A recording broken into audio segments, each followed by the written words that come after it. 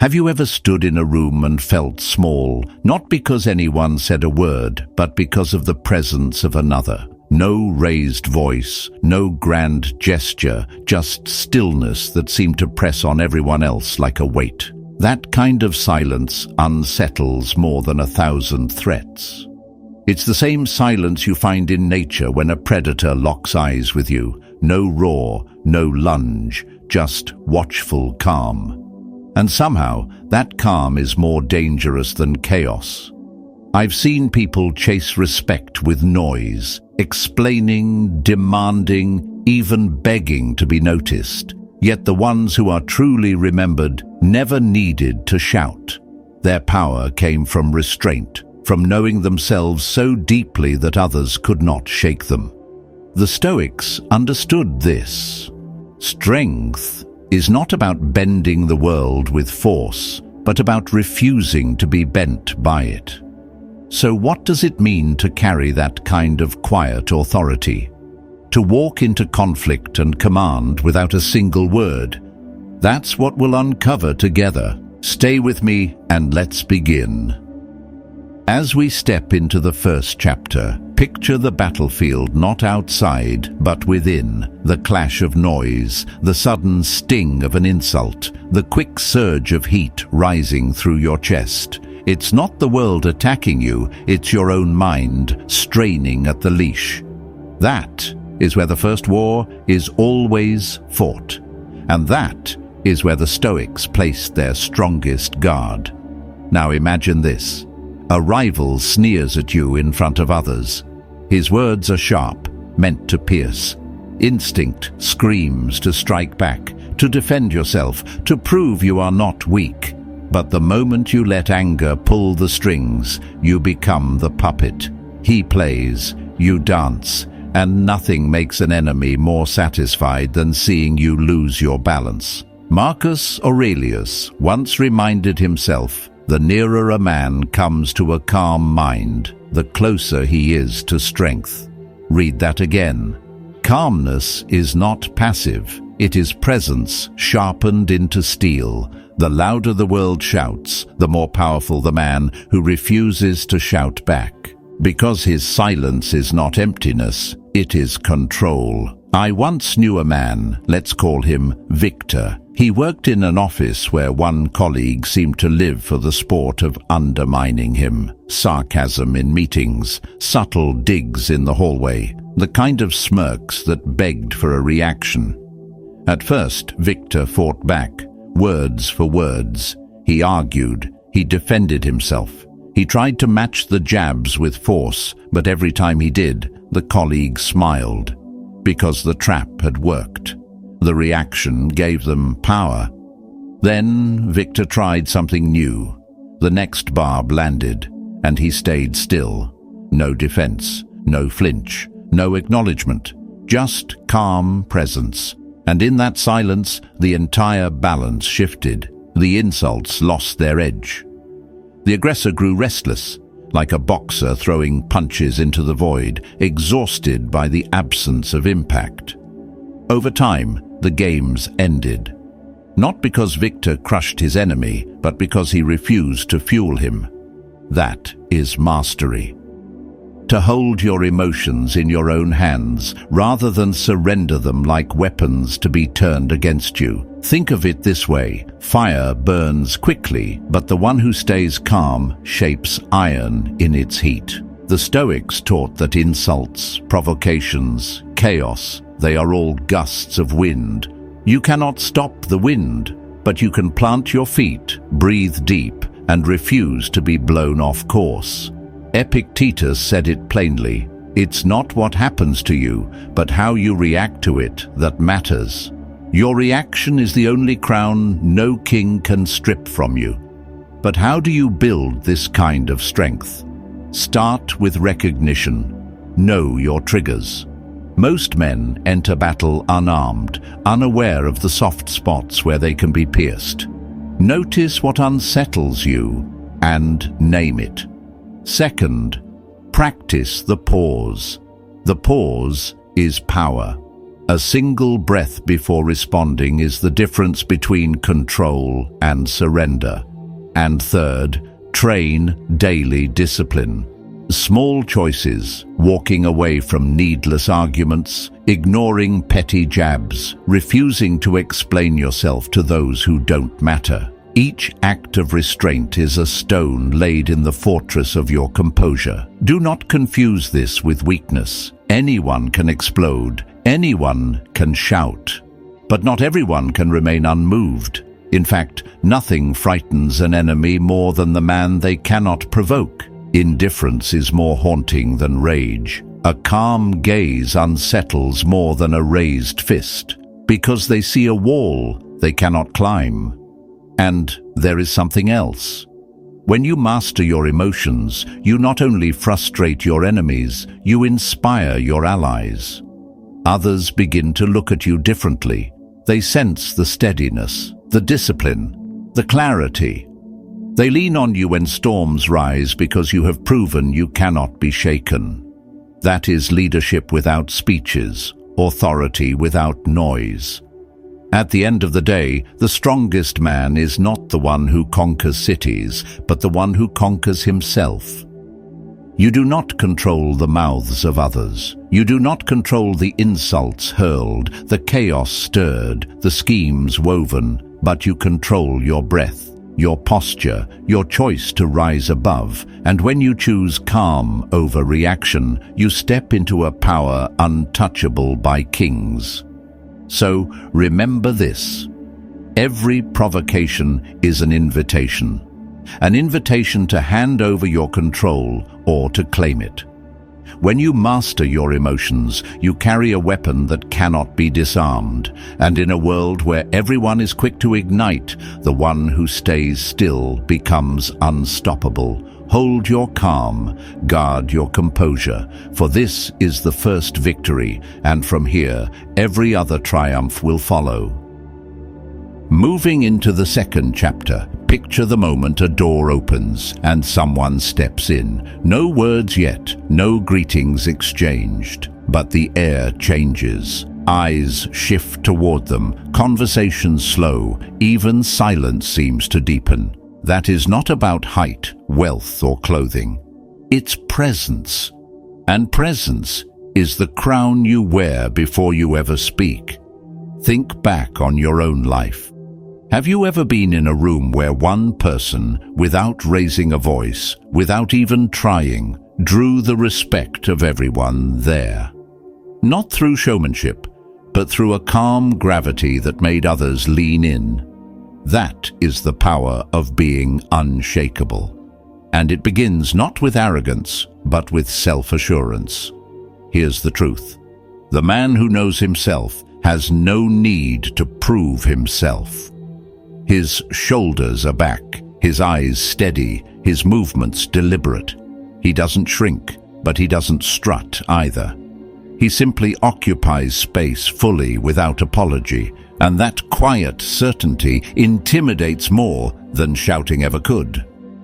Because people can resist noise, they cannot resist presence. The Stoics knew this. They taught that strength is not a matter of volume, but of alignment, body, mind, and purpose moving as one.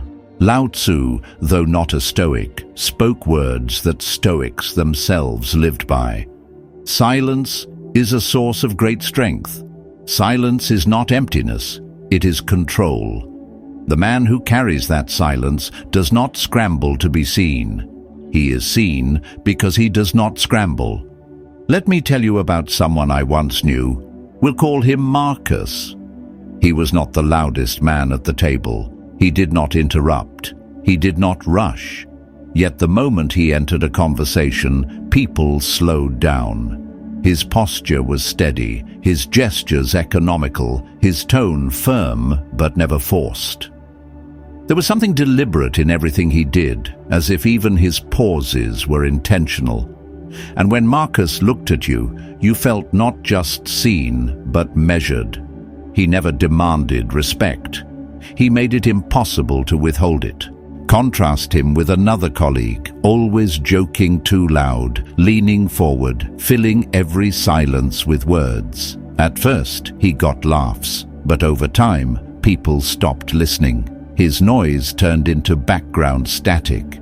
Meanwhile, Marcus's few words landed like stones in water, rippling outward, impossible to ignore. That is the difference. One begs for respect, the other embodies it. So how do you cultivate this presence? First, stand tall. Posture is not decoration, it is declaration. A man who folds inward communicates doubt before opening his mouth. Shoulders back, head high. Let your body speak strength. Second, move with intention. Every gesture should feel chosen, not scattered. Even small movements, how you shake a hand, how you put down a glass, can tell the world whether you are in control or being dragged along by nerves. Third, embrace silence. Do not fear it. Do not rush to fill it. Those who can hold silence without trembling project power. Others cannot fake. But presence is not just physical, it's spiritual. It is what Marcus Aurelius practiced when he wrote, "Waste no more time arguing what a good man should be. Be one." Presence is the result of inner alignment. When your values are clear, your actions steady, your conscience clean, your very being radiates something that can't be faked, and people sense it instantly. The world is full of those desperate to be noticed. They broadcast themselves loudly, chasing validation like children chasing shadows. But respect never comes to those who beg. It comes to those who live in such a way that respect has no choice but to follow. There will be times you walk into rooms where others size you up, waiting to see if you falter. Do not try to impress them. Impress no one. Anchor yourself in who you are. The room will adjust. There will be moments you are tested, challenged, even mocked. Do not scramble to respond. Hold still.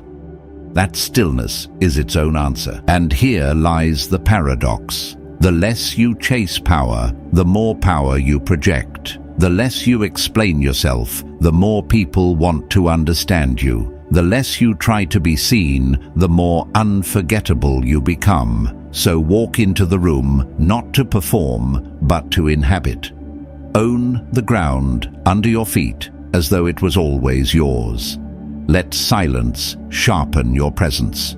Let intention guide your movements. And let your posture declare the truth before you ever open your mouth. Because in the end, power is not what you say. It is what you radiate. True presence is felt before it is heard. And when you learn to carry that presence, you no longer need to announce yourself. You are already there. And from here, another lesson awaits. Advancing to the third chapter, picture a man standing in the middle of a crowded street. Around him, voices compete for space. Some boast of what they will build, others announce what they will achieve, and still others promise futures that never arrive. It is a flood of words, each one pushing against the other until all meaning drowns. But this man, he does not speak, he works. And soon, without ever raising his voice, the crowd begins to turn toward him, not because of what he said, but because of what he quietly did. Now think of your own experience. How many people have told you about their ambitions, the grand projects, the plans, the visions? At first it sounds inspiring, but after a while, the endless talk rings hollow. Words without proof are like smoke. They rise quickly, but vanish in the wind. The Stoics understood this well. They knew that strength is not something you declare, it is something you demonstrate. Epictetus once said, "Don't explain your philosophy, embody it. Those 7 words could stand as an entire life's rule. If you must keep talking about your virtue, your discipline, your greatness, it means they are not yet visible. When you live them, when you act them out, no explanation is required. I once knew a man, we'll call him Adrian. He was a dreamer, and he loved to share his dreams. Every gathering he would outline his next success. New ventures, bold plans, impressive ambitions. At first, people leaned in. They nodded, encouraged, even admired his vision. But months passed and nothing moved. His words became a kind of background noise, tolerated but ignored. He was dismissed not because his dreams were small, but because they remained only dreams. Then Adrian shifted. He stopped announcing. He stopped selling his vision. He began to act. Quiet mornings, long hours, no updates, no explanations. His friends wondered what he was up to, and then the results started to show. The transformation was undeniable. His body stronger, his work sharper, his life steadier. He no longer needed to tell anyone. They saw it with their own eyes. The same people who once dismissed him now respected him, not for his speeches, but for his silence. This is the power of action. Words can be twisted, mocked, or ignored, but results are undeniable. When you show up consistently, when you execute with discipline, when you carry yourself with quiet determination, the world has nothing left to argue with. Even your enemies are silenced, because there is no weakness to attack in proof. So how do you let your actions speak? First, consistency. Greatness is not in a single burst of effort, but in the daily rhythm of showing up. Small steps, repeated, carve mountains. Second, excellence. Do not settle for doing something halfway. Master your craft. Make your work so solid that even critics must respect it. And third, resilience. Life will test you. People will doubt you. But if you endure, if you keep moving, your perseverance itself becomes evidence of your strength. Seneca reminded us that works, not words, are the proof of virtue. The man who suffers through hardship but remains true, the woman who continues in silence despite mockery, these are the ones who rise above. For discipline lived is louder than any speech. And here's the paradox. The more you stop trying to convince, the more convincing you become. The more you stop demanding recognition, the more you are recognized. Action requires no permission. It does not wait for applause. It does not need defense. It is its own argument. So ask yourself, what do my actions say? If someone never heard me speak, would they still know my values? Would they still see my strength? Would they still respect me? If the answer is no, then words will not save you. Only living will. At the end of the day, the world listens less to voices and more to proof. Your enemies may twist your words, but they cannot twist your results. Your friends may forget your speeches, but they will remember the consistency of your deeds. Voices vanish, but the work carved into reality endures. So stop telling them, show them. Let your silence thunder, let your work testify, and let your life become the speech that no critic can deny. And from this foundation, we step forward into an even harsher battlefield, the world of insults and how not to bend beneath them. Here's where the 4th chapter begins, in the sting of words that cut deeper than blades. A glance across the table, a sarcastic remark in front of a crowd, the sly laughter that follows. Few things expose our pride faster. Few things tempt us more fiercely to abandon reason. And yet, nothing hands away our strength so quickly as an uncontrolled reaction. Now imagine this. Someone mocks you in public. The insult is sharp, designed to humiliate, crafted to pull you out of balance. In that moment, everything inside urges you to strike back, to defend your worth, to prove you are not weak. But here is the paradox. The instant you react, you confirm their power. You show them the exact place where you bleed. You hand them the keys to your peace. Epictetus warned us long ago, it's not what happens to you, but how you react to it that matters. Words by themselves are smoke. They vanish unless you fan them into flame. But the moment you flare with anger, the smoke fills the room, choking you and everyone around you. By giving meaning to the insult, you make it real. I once knew a woman, let's call her Celeste. She worked alongside someone who seemed to delight in undermining her. Meetings became battlegrounds of sarcasm. Hallways echoed with whispers meant to weaken her. At first, she did what most of us would do. She defended, she argued, she tried to prove her worth against every barb. But the more she fought, the more the attacks grew, because her reaction was the reward. Then Celeste changed. The next time the remarks came, she did not defend. She did not argue. She did not even acknowledge them. She simply continued with her work, calm and composed, as if the insult had dissolved in the air. And something strange happened. The attacks lost their bite. The aggressor grew frustrated, then confused. Their game required her reaction. Without it, there was no game to play. And slowly, the game ended. She had won, not by fighting, but by refusing to be provoked. This is the Stoic way. Indifference is not cowardice, it is control. Indifference says, your words may pass my ears, but they will not enter my soul. Indifference denies the other person what they crave most, proof that they matter enough to disturb you. And when you withhold that proof, their power dissolves.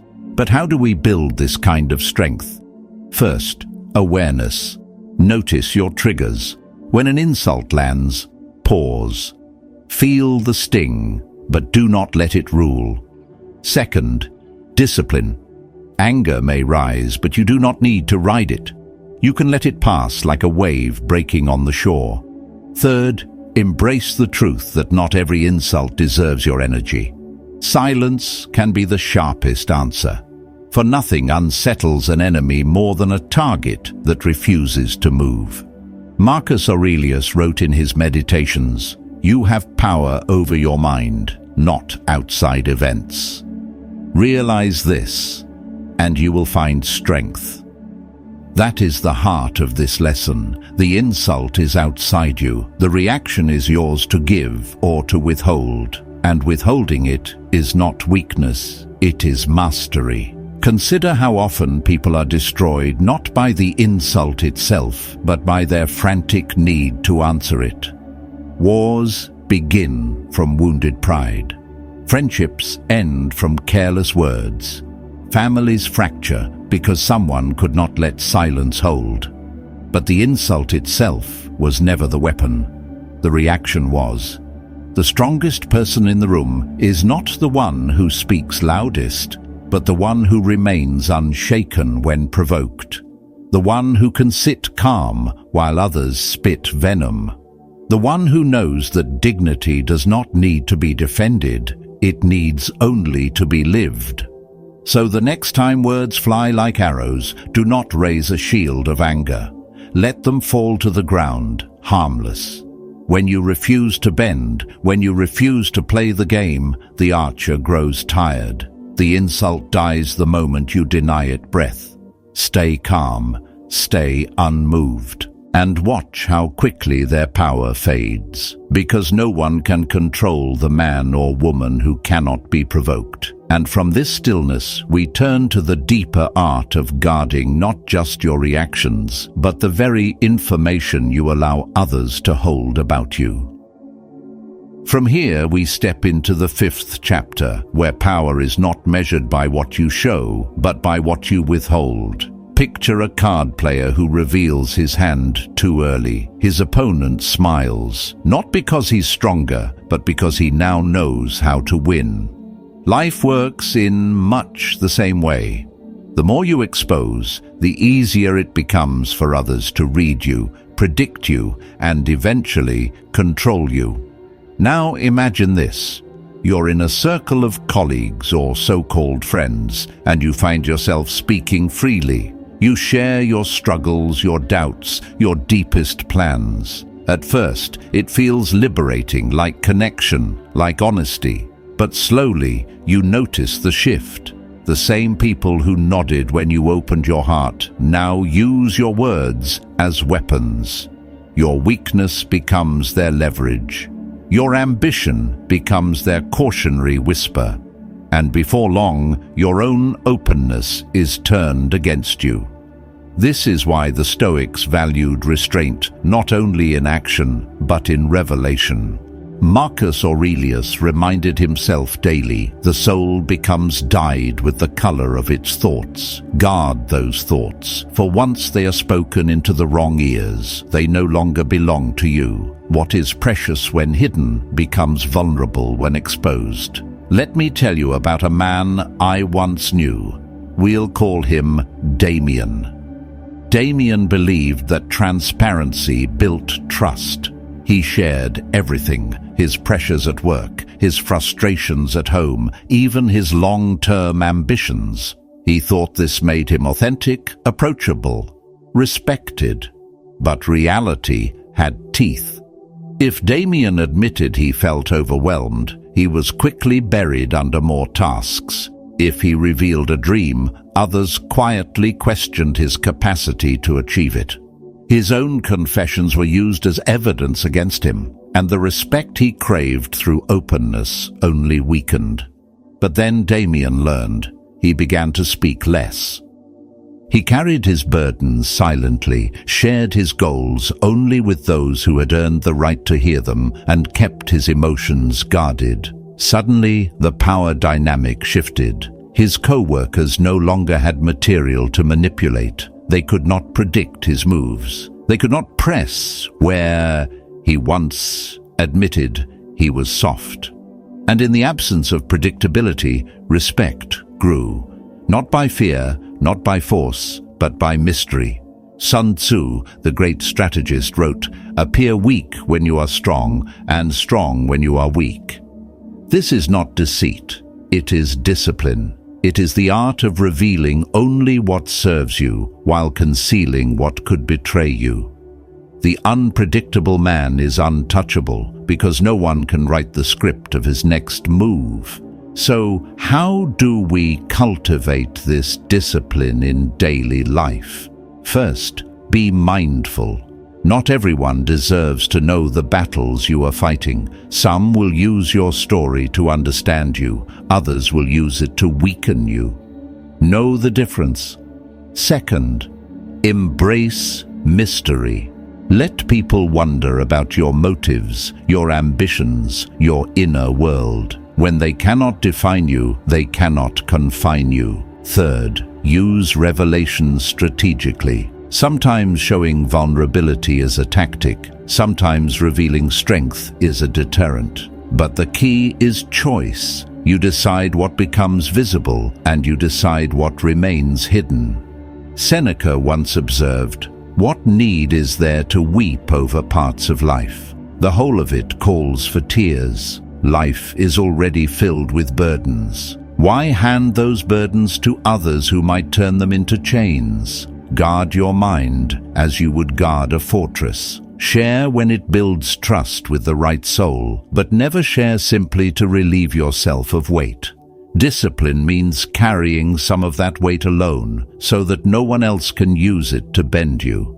The paradox is this: the less people know about you, the more they respect you. A man who spills every thought is seen as shallow water, easy to read. A man who holds back is seen as deep, worth leaning into, worth respecting, and in the silence of what you do not reveal, power grows. So ask yourself, what do I give away without realizing it? Do I reveal my ambitions to those who would sabotage them? Do I confess my insecurities to those who enjoy pressing them? Do I share my next move before it is ready? If so, then I have built my own cage. At the end of the day, control is not about force. It is about perception. Guard what you reveal. Hold your secrets close. Protect your struggles and your dreams like treasures in a chest. Because the man who is hard to read is the man who cannot be manipulated. Stay guarded. Stay unreadable. For mystery is not weakness, it is strength. And from this hidden strength, we move next into the silent art of striking powerfully without ever announcing the blow. At this stage, the lesson grows sharper. Think of the man who enters a room and declares every ambition, every step, every victory that has not yet happened. His words fly like sparks, but sparks fade. True fire is built in silence, where no one sees it until the blaze is undeniable. Now imagine yourself planning something meaningful, something fragile, something that requires focus. The temptation is to share it, to announce it to friends, to post it online, to say out loud, "Watch me." At first it feels empowering, but soon the opinions arrive. Doubts disguised as advice, warnings masked as care, and sometimes envy wearing a smile. Every voice chips away at your certainty until the thing you once believed in begins to feel heavy. You wonder if they are right. You begin to hesitate, and hesitation is the thief of momentum. This is why the Stoics taught restraint not just in speech, but in exposure. Epictetus pressed it clearly. Don't explain your philosophy, embody it. Do not waste energy justifying what has not yet been born. Let your actions, when ready, be the proof. I remember a woman, we'll call her Naomi. She carried big dreams and believed that sharing them made them real. Every dinner, every meeting, she would tell people about her projects, her goals, her vision. At first, it was inspiring. People clapped her on the back, encouraged her, told her how ambitious she was. But as months passed, Naomi noticed something. The more she talked, the harder the work became. Questions, doubts, and subtle mockery began to circle her. Worse still, her own belief in herself began to erode under the weight of their words. Then she chose silence. No more announcements, no more explanations. She worked quietly. She protected her vision like a flame from the wind. And when her results finally came to light, they spoke with a force no one could argue against. People who had once doubted her now stood in awe. Not because she persuaded them, but because she proved them wrong without saying a word. Here lies the truth. Announcing your moves invites resistance. When people do not know what you are building, they cannot block it. When they cannot see your path, they cannot sabotage it. Silence becomes your shield. Mystery becomes your ally. And your results, undeniable, visible, solid, become your loudest speech. So how do you practice this discipline? First, keep your plans to yourself. Not everything you're building deserves to be placed in the hands of others before it is ready. Let your success be a surprise. Second, guard your focus. Talking about goals tricks the mind into thinking progress has already been made. Action, not conversation, is what builds reality. Third, allow your results to stand as testimony. You need not argue when the evidence is in plain sight. The Stoics valued this because they understood how easily words are bent. A promise can be mocked. A plan can be doubted. A speech can be ignored. But results are irrefutable. Seneca once said, "Works not words are the proof of virtue. A life built steadily in silence carries a weight that talkers can never match." Look around. The loudest are rarely the most powerful. But the quiet builder, the one who vanishes for months and returns with proof, that is the one people cannot dismiss. That is the one kings and rivals alike must respect. This discipline of silence is not about secrecy for its own sake. It is about protecting the sanctity of your effort. It is about building without distraction, about proving without promising. In a culture that overshares everything, mystery itself has become a rare strength. So ask yourself, do I crave the quick thrill of applause for something not yet achieved? Or do I want the deeper satisfaction of undeniable results? The first fades quickly, the second lasts. At the end of the day, true power does not announce, it delivers. Keep your ambitions close, work relentlessly, and let your results thunder where your words once whispered. Move in silence. Let your victories be the only sound they hear. And if this truth resonates with you, drop a simple word below, silence. It anchors the lesson. It reminds you of the power you carry. And if you want to keep sharpening this stoic edge, subscribe now, because the next lesson will take us even deeper into the fearless act of being unapologetically yourself. Entering the 7th chapter, picture a man standing at a crossroads. On one side, the road is wide and crowded, filled with people adjusting themselves to fit in, sanding off their edges so they will not stand out. On the other side, a narrow path stretches into the unknown, a path that demands you walk it as you are, without disguise, without apology. Most choose the crowded road. Few dare to walk alone. Yet those who do become unforgettable. Now ask yourself, how often have you silenced your own voice just to be accepted? How often have you laughed at jokes that didn't amuse you or softened your convictions to keep the peace? Each small concession feels harmless, but over time they strip you piece by piece until you no longer know where the mask ends and where you begin. That erosion of self is quiet, but it is deadly. The Stoics warned us of this danger. Epictetus said, "Freedom is the only worthy goal in life. It is won by disregarding things that lie beyond our control. And nothing is more beyond your control than the approval of others. If you tie your worth to their applause, you are chained. If you stand in your own truth, you are free." I once knew a man, let's call him Elias. He lived years bending to the crowd. He adjusted to every circle he entered. With one group, he downplayed his talents. With another, he exaggerated them. He twisted himself into shapes that earned temporary acceptance. But at night, he felt hollow, drained, disconnected. He had worn so many masks he had forgotten the shape of his own face. Then, one day, Elias stopped. He spoke plainly, even when it was unpopular.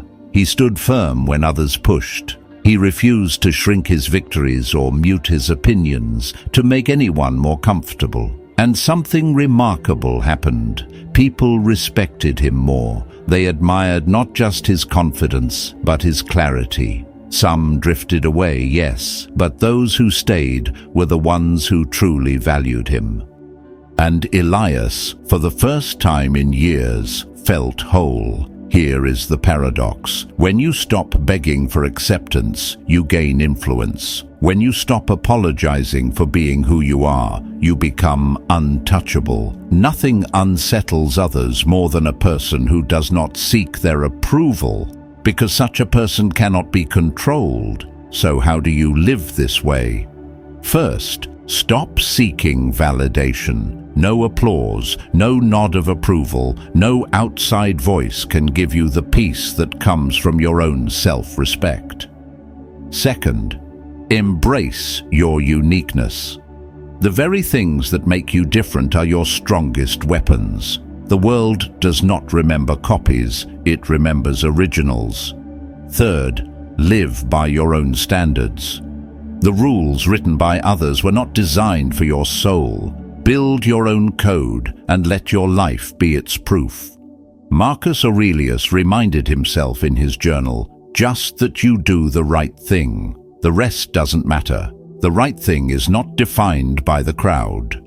It is defined by the compass inside you. To betray that compass for the sake of fitting in is to lose the only thing that truly belongs to you, yourself. Think of the courage it takes to stand as you are, unedited. It is an act of defiance, yes, but a defiance rooted in authenticity. And authenticity commands both respect and fear. Respect from those who recognize strength. Fear from those who know they cannot bend you. At the end of the day, you face a choice: fade quietly into the crowd, or stand firmly in your own identity. If you choose the first, you will be safe but invisible. If you choose the second, you may be misunderstood, even rejected, but you will be free, and freedom is worth more than comfort. So be unapologetically yourself. Speak with your true voice. Walk with your true step. The world may divide in its response. Some will respect you, others will disappear. Either way, you win. We've now walked through 7 truths, 7 ways the world exposes where most people lose themselves. We've seen how emotions betray control, how presence can shift a room, how actions outweigh words, how insults uncover weakness, how openness becomes a weapon, how noise drains momentum, and how masks steal freedom. These are the symptoms, the cracks that strip men and women of their strength. But the Stoics never stopped at diagnosis. They did not simply point to the disease of the human soul. They offered the cure. And that cure was never grand speeches or loud declarations. It was practice, discipline, strategies carried in silence, invisible to the crowd, yet undeniable in their effect. So now we turn the page, from symptoms to solutions, from what weakens the many to what strengthens the few. These next 5 lessons are not about survival, they are about reclaiming power in its purest form, quiet, steady, untouchable. Advancing into the first lesson of this second path, imagine a crowded marketplace where voices crash into one another. Everyone is shouting, advertising, boasting, persuading, pleading. The noise grows so heavy it loses meaning. Then, at the edge of the crowd, someone stands quietly. No words, no gestures, only a steady gaze. And somehow, in that silence, the chaos begins to unravel.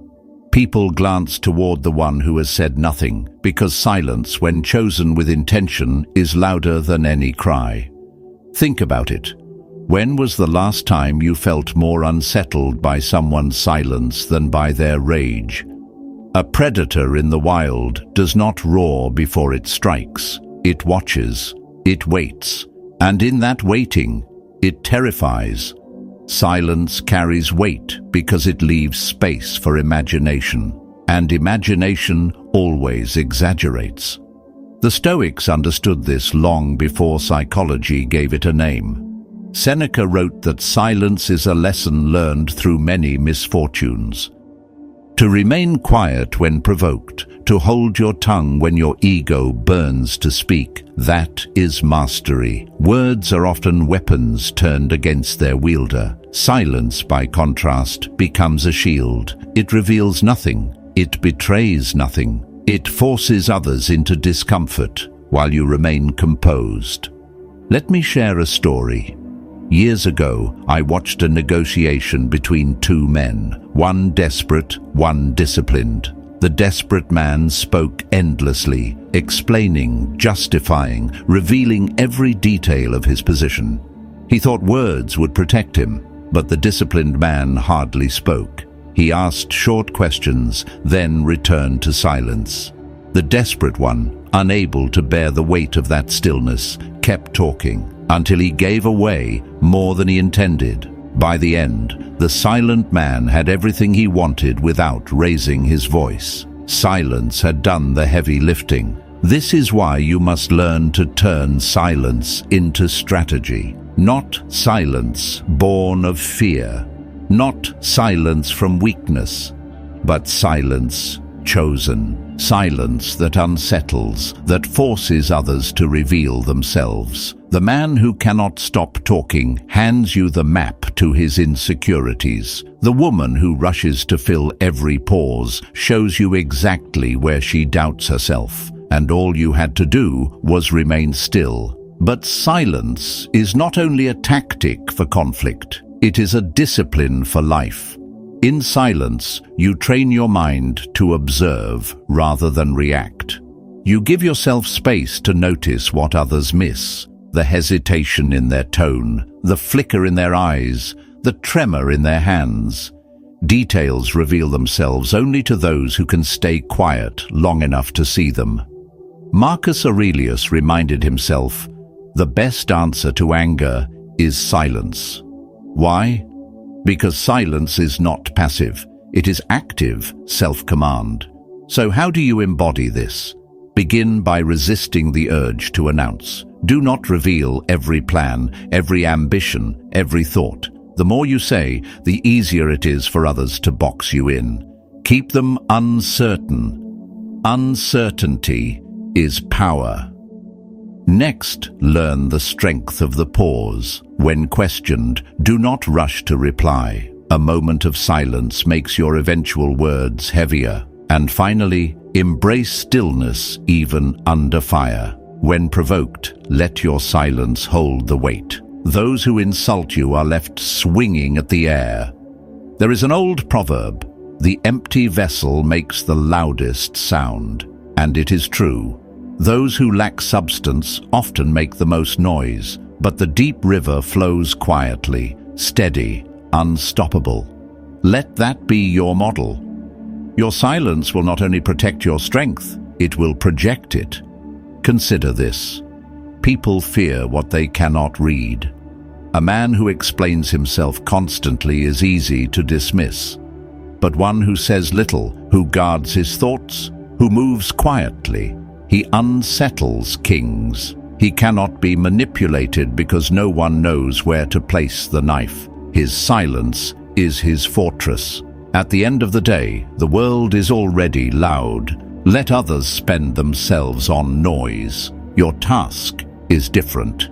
Let your silence be deliberate and let it draw respect without you ever demanding it. Choose silence as strategy. Hold it like a sword still in its sheath, unseen but undeniable. And from this stillness, we step into the next lesson. Hardship chosen willingly, so that even chaos itself cannot break you. Moving into the second lesson, imagine the shock of a man who has lived only in comfort when the storm finally arrives. The fire dies, the lights go out, the air grows cold, and suddenly he discovers that softness has betrayed him. His body trembles, his mind panics, his will collapses. Comfort had whispered he was safe. Reality proves otherwise.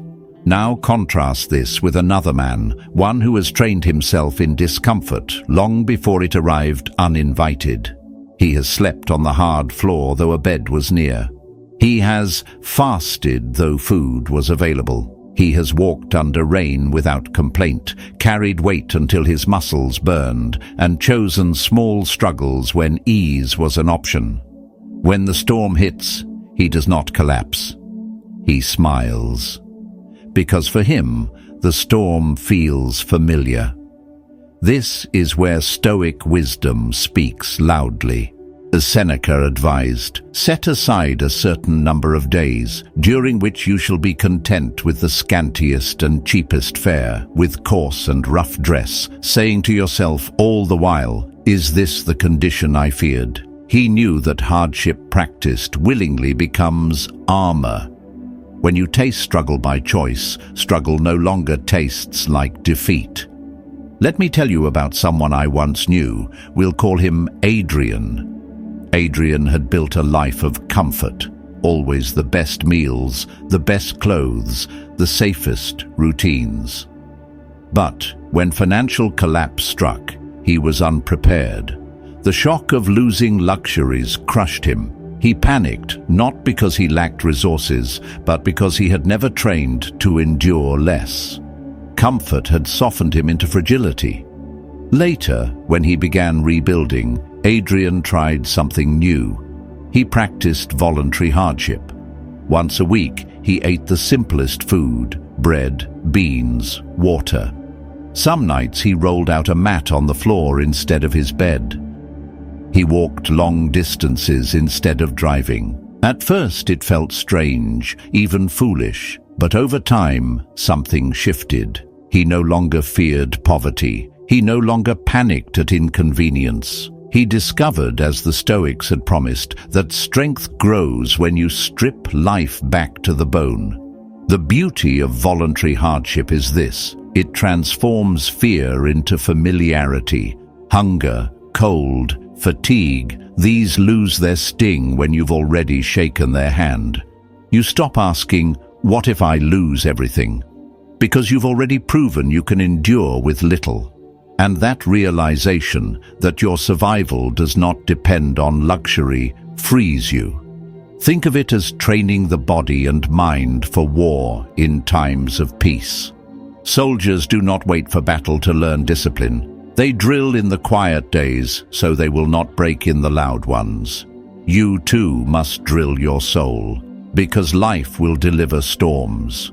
The only question is whether you will meet them as a stranger or as an old acquaintance.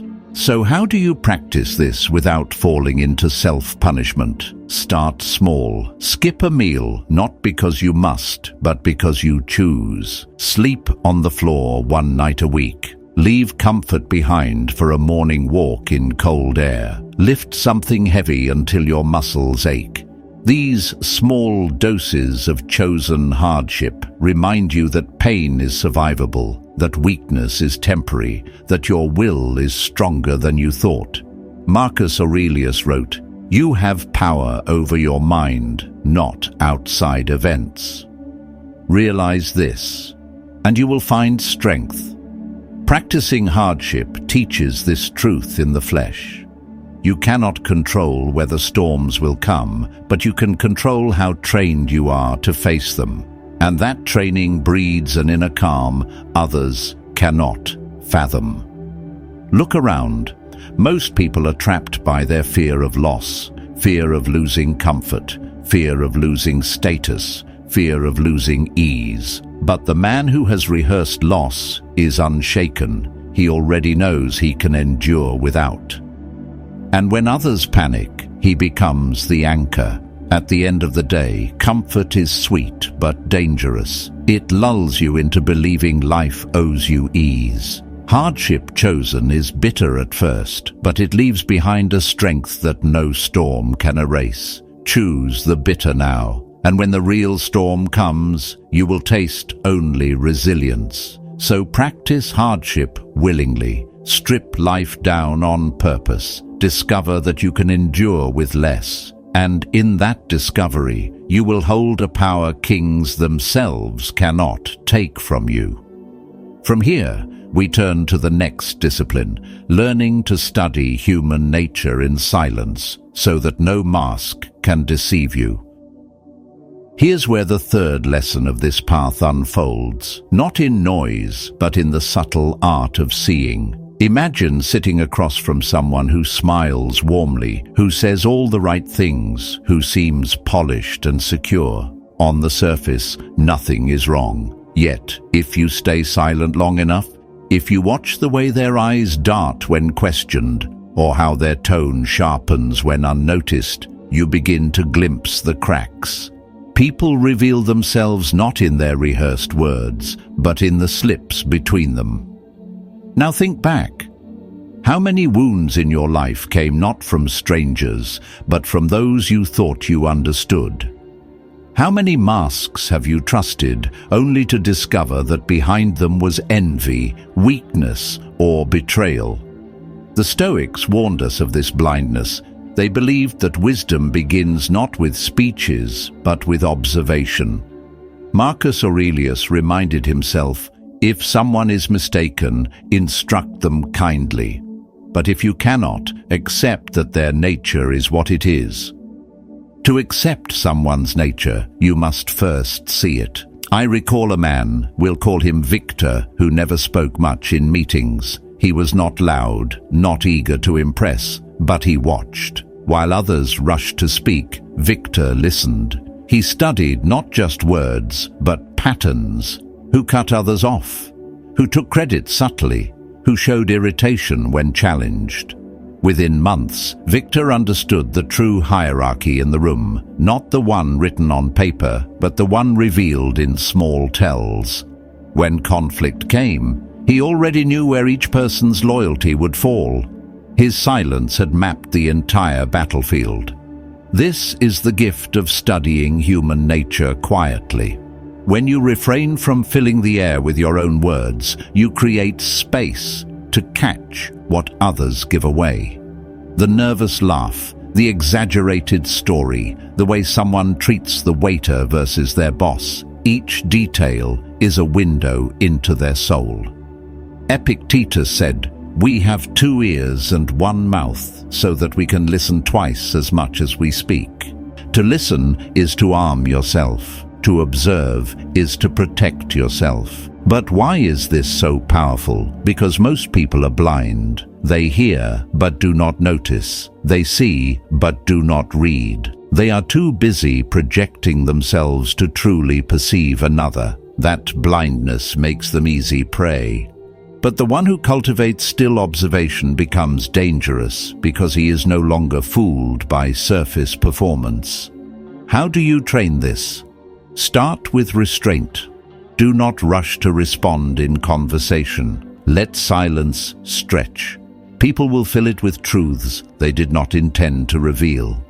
Next, observe the ordinary moments. Anger, laughter, small inconveniences. These strip away masks faster than great events. Watch closely how someone treats those who can do nothing for them. That will tell you more than any speech. Finally, reflect on what you see. Do not just gather impressions, weigh them. Ask yourself, what does this pattern reveal about their nature? Seneca cautioned, everyone prefers belief to the exercise of judgment. Do not prefer belief. Do not cling to the hope that someone is who you want them to be. Train judgment. See them as they are, even if it disappoints you. Because it is better to live with the truth than to be destroyed by illusions. And here lies the paradox. When you observe deeply, you also begin to observe yourself. You notice how you react, where you are triggered, how you too wear masks. And in that noticing, growth begins. By studying others, you polish your own awareness. By seeing their flaws, you learn where you must not stumble. The world is a theater, full of performances. But the Stoic does not sit in the audience clapping blindly. He sits as a quiet witness, discerning the actor from the man, the mask from the soul. He does not rush to judgment, nor does he ignore what is clear. He simply sees, and seeing clearly is already half of wisdom. At the end of the day, deception is common, but perception is rare. Be rare. Cultivate silence not just as protection, but as vision. Learn to read what others cannot. And when the masks fall, as they always do, you will already have known the face beneath.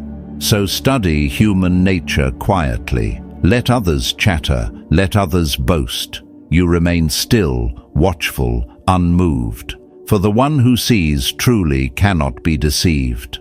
And from this clarity we move to the next lesson. Mastering delay and wielding time itself as a weapon. From here we step into the 4th lesson, where strength is measured not by the speed of your reaction, but by the discipline of your restraint. Picture a man being insulted in front of a crowd. The barb is sharp, the sting immediate. The crowd waits, eager for him to lash out, to show his anger, to fire back. But he does nothing. He breathes. He lets the moment pass. And in that pause, long enough to feel uncomfortable, he wins. Because the pause is power. Now consider how often we are trapped by urgency.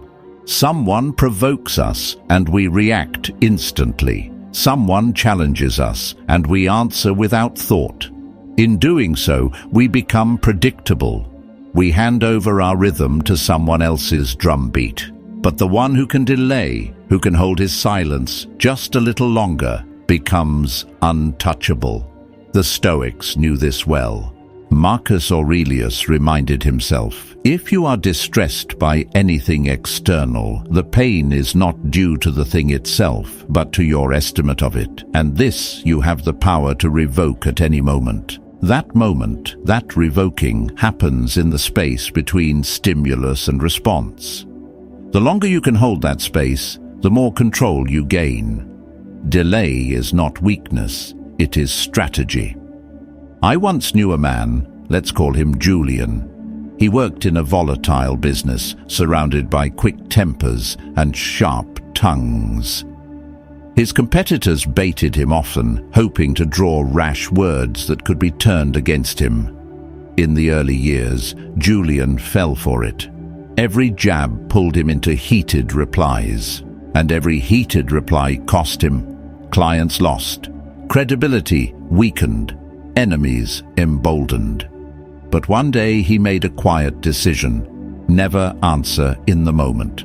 No matter how cutting the remark, no matter how unfair the attack, he would pause. Sometimes an hour, sometimes a day, sometimes longer.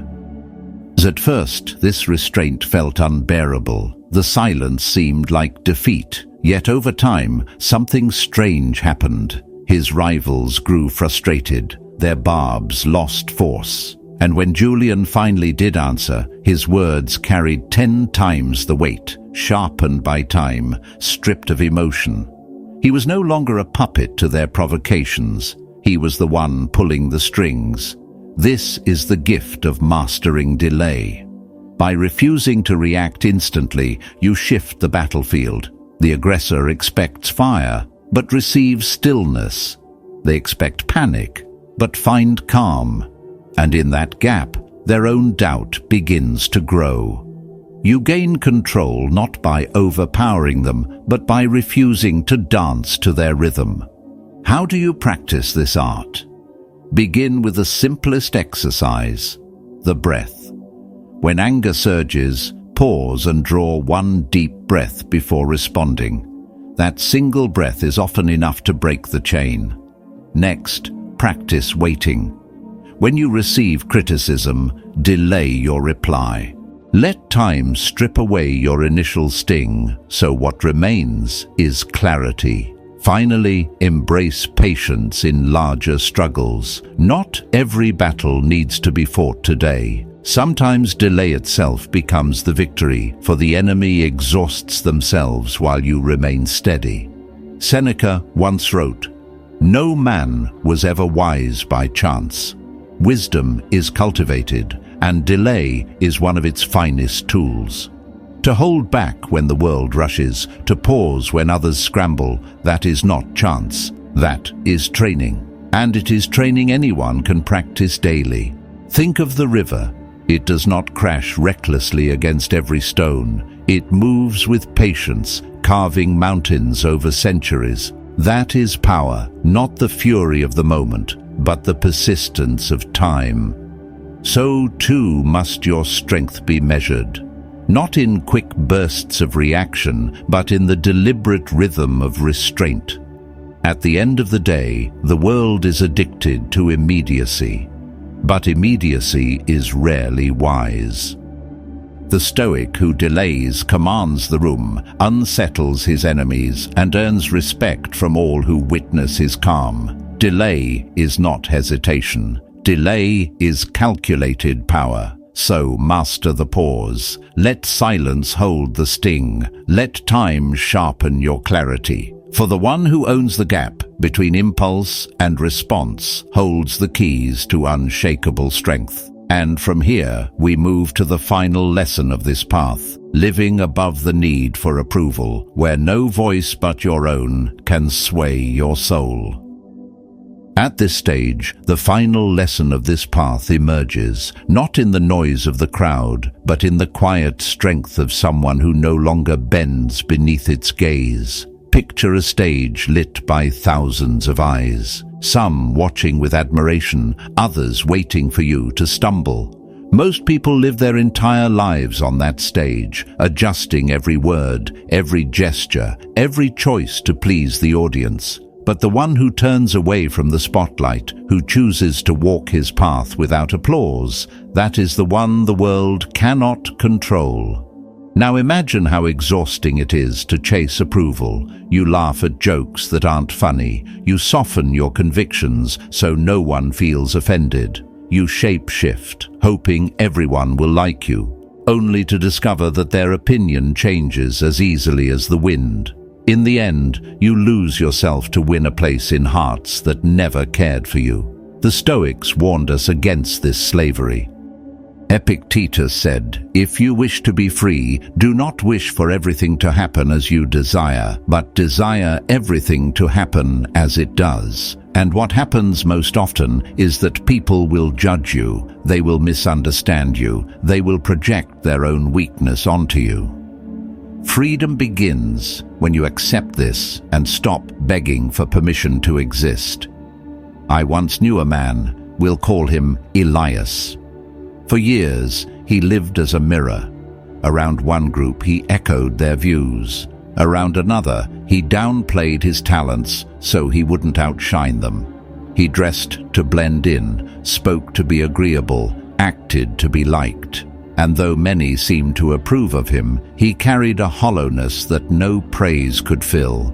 He was accepted everywhere, but he belonged nowhere. Then came the turning point. Elias chose to stop apologizing for himself. He began to speak his mind, even when it was unpopular. He stopped muting his victories to make others comfortable. He no longer cared if his truth unsettled those who preferred the mask. And something strange happened. People respected him more. Some admired his courage, others feared his independence. A few drifted away. But Elias no longer felt drained, because at last he was whole. This is the paradox. When you stop chasing approval, you gain it.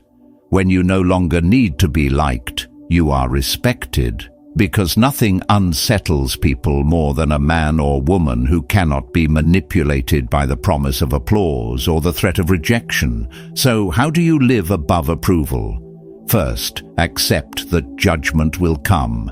Do not waste energy trying to stop it. Let others think what they will. Their opinions are theirs, not yours. Second, honor your uniqueness. The very things that make you different are the things that make you strong. To erase them for acceptance is to destroy your edge. Third, create your own standards.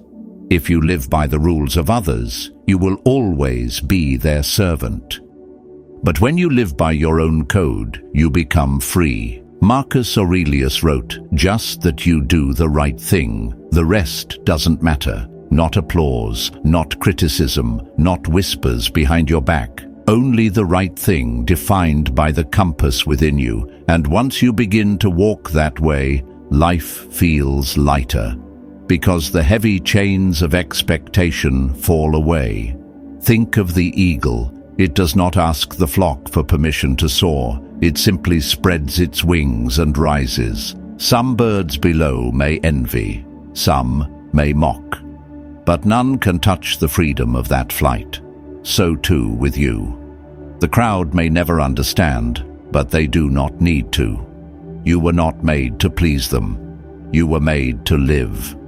Approval is the leash most people wear without knowing. Freedom begins when you slip it from your neck. The world will fear what it cannot tame. It will respect what it cannot bend. So live above approval. Stand firm in who you are. Those who value you will remain. Those who don't will fade. And in both cases, you win because your life is finally your own. At the end of the day, true power has never lived in the noise of applause or in the shadows of criticism. It lives within you. It rises quietly when you decide that your worth is not measured by approval. It strengthens when you stop shrinking yourself to fit into spaces too small for your spirit. And it shines brightest when you carry yourself with calm conviction rather than restless striving. The moment you no longer need the world to validate you is the moment the world begins to respect you. Close your eyes for a second and imagine stepping into tomorrow with that kind of authority. You do not bow to whispers.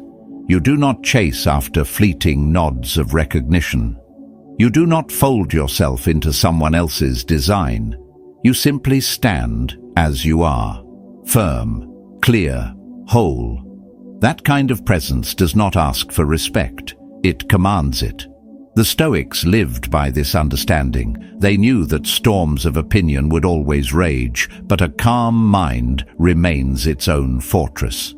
They knew that insults lose their sting when they meet indifference, and that true leadership requires no announcement. You have seen through these lessons how silence can be strength, how patience can be a weapon, how discipline becomes a shield. And now you see that the final step is choosing to live as yourself without apology. This choice is not about defiance for its own sake. It is about freedom. Freedom from the chains of expectation, freedom from the exhausting chase for validation, freedom from the fear of rejection. Once you taste that freedom, you will never want to return to the cage. If this message has stirred something in you, do not let it fade. Let it be anchored in action. Subscribe so you can continue to strengthen this part of yourself. Think of it not as adding another notification, but as planting a marker on the path of growth, a reminder to keep walking steadily toward mastery of the self. And before you leave, write a simple phrase in the comments. Just 2 words, quiet strength. Let it be your declaration, a reminder to yourself and to others that calm presence is greater than noise, that real power never needs to shout. Remember, the strongest person is not the one who conquers the crowd, but the one who conquers their own need to be accepted by it. The strongest person is not the one who bends others, but the one who refuses to be bent by fear. That person can never be broken. That person can never be bought. So carry yourself with calm. Hold steady when the world pushes. Stand tall even when silence surrounds you. Because the one who owns their presence, the one who does not seek to be validated, becomes untouchable. This is your turning point. Step into it with confidence, and when the next lesson calls, meet it with the same steadiness you carry now. The journey continues, and every step will take you deeper into a power the world cannot take from you.